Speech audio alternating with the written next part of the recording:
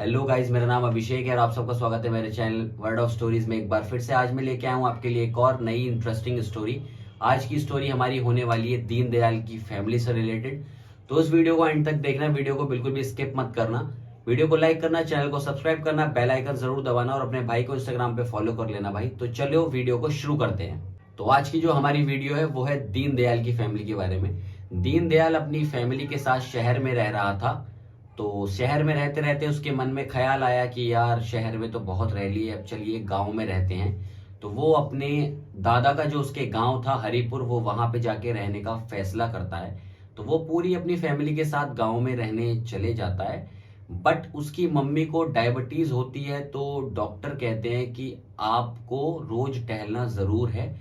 तो दीनदयाल की बेटी और उसकी मम्मी दोनों साथ में रोज टहलने जाया करती थी।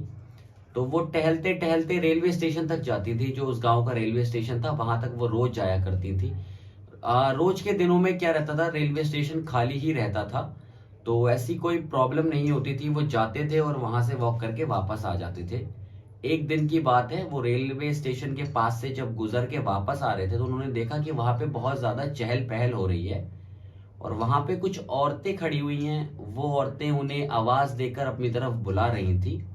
तो दीनदयाल की बेटी वैशाली और दीनदयाल की माँ, वो दोनों उनकी बात सुनते हैं। और वैशाली की दादी ये बोलती है कि बेटा देखो, वो हमें बुला रहे हैं तो चलो हम उनके पास चलते हैं, हमारा भी कुछ टाइम पास हो जाएगा। तो वैशाली कहती ठीक है दादी जी चलते हैं। तो वो दोनों अंदर चले जाते हैं। उधर दूसरी साइड दीनदयाल की बीवी बहुत परेशान होती है कि काफी देर हो गई, अभी तक बेटी और माँ जी नहीं आई। दीनदयाल अपनी बीवी से पूछता है कि माँ और वैशाली अभी तक नहीं आए, क्या हुआ, इतनी देर कैसे हो गई। तो वो वैशाली की जो माँ होती हैं वो कहती हैं मुझे बहुत डर लग रहा है, तो आप प्लीज जाके देख के आइए ना माँ और बेटी कहाँ हैं दोनों। तो वो निकलते हैं घर से रेलवे स्टेशन की तरफ। जब वो रेलवे स्टेशन पहुंचते हैं तो वो देखते हैं उनकी माँ और बेटी रेलवे की पटरियों पर पड़े होते हैं अधमरी हालत में। बिल्कुल ऐसा लग रहा होता है उनको किसी ने बहुत मारा पीटा है या उनके बहुत जख्म घाव होते हैं और सिर से उनके खून निकल रहा होता है। वो ये देख के बहुत ज्यादा डर जाता है और पूरा रेलवे स्टेशन सुनसान पड़ा होता है। वो जैसे तैसे करके अपनी बेटी को और माँ को लेके घर आता है और उनकी मरहम पट्टी करवा के उन्हें खाट पे लिटा देता है।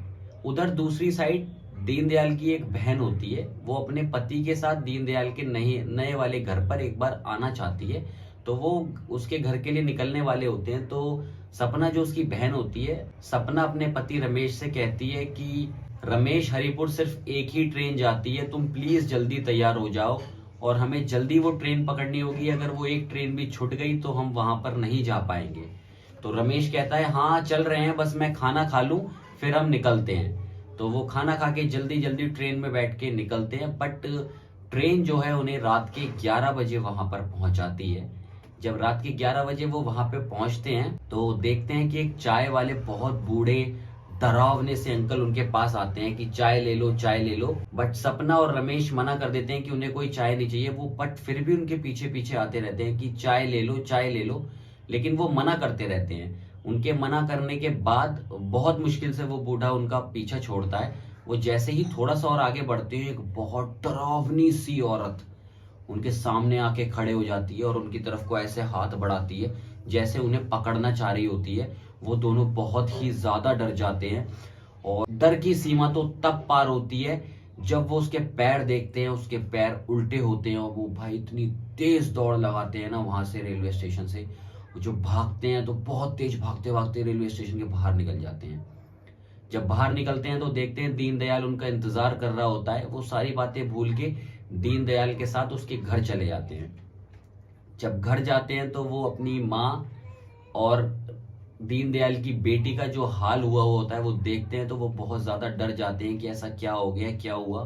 तो दीनदयाल उन्हें पूरी स्टोरी समझाता है कि क्या हुआ था, कैसे हुआ था। ऐसा सुनने के बाद रमेश और सपना भी अपने साथ पूरी स्टोरी उन्हें बताता है कि हमें भी बहुत वहां पे डरावने से लोग दिखाई दिए थे। पता नहीं क्या बात थी, वो ऐसे ऐसे डरावने लोग थे, ऐसा लग रहा था वो हमें मार देंगे, खा जाएंगे। और कहते भी थे कि रेलवे स्टेशन पे कुछ है शायद। तो बहुत ज्यादा वो लोग परेशान हो गए थे। बट रमेश जो था, रमेश बहुत समझदार था, सपना का पति, उसने बोला कि भैया एक काम करते हैं, हम गांव के किसी बुजुर्ग के पास चलते हैं इस बारे में बात करने, वो शायद हमें ज्यादा बेहतर तरीके से इस चीज को बता पाए।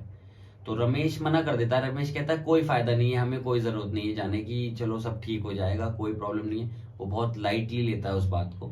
एक दिन रमेश को एक काम से शहर जाना पड़ता है। तो शहर जाने के लिए जब वो रेलवे स्टेशन पे पहुंचता है तो उसके पीछे भी वो पैर घूमी हुई औरत पड़ जाती है। वो जैसे ही उसे देखता है, देख के भागता है, और टाइम देखिए आप कि उस टाइम पर ट्रेन भी चल देती है। वो जैसे ही ट्रेन के पीछे पीछे भागता है, वो जो बुढ़िया होती है वो उसका पैर पकड़ लेती है और वो उसका पैर छोड़ती ही नहीं है। बड़ी मुश्किल से वो उस बुढ़िया के लात मार के अपना पैर छुटाता है। वो बुढ़िया बहुत भूतिया बुढ़िया होती है, वो भूत ही होता है वैसे कायदे में, एक चुड़ैल होती है वो।